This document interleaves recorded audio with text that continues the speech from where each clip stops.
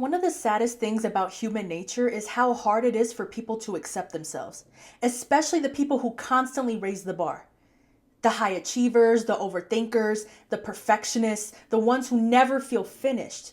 Because no matter how much they accomplish, their mind immediately moves the finish line. You finally heal a little, and your mind says you should be further. You accomplish something big, and then your mind says it's still not enough. You survive something painful, and your mind says I could have handled it better.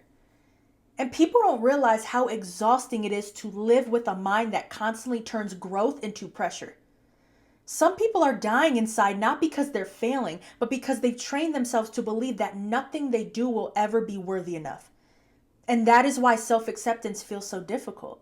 Because somewhere along the way, you started believing your value had to be earned through achievement, perfection, beauty, money, status, or approval. So now you only allow yourself love when you deserve it. And that is a brutal way to live. You become your own prison, your own critic, your own impossible standard. You speak to yourself harsher than your enemies ever could. And the scary part is that most people don't even realize their inner voice is abusive. They think it's discipline. They think it's ambition. They think being hard on themselves is what keeps them successful.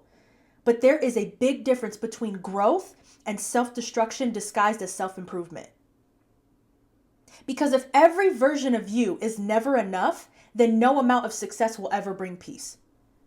You're going to keep climbing mountains just to feel empty at the top. True healing begins when you stop treating yourself like a project that needs constant fixing and start realizing you were a human being before you were a performance. You do not have to earn the right to exist peacefully, and you do not have to become perfect to finally deserve your own love.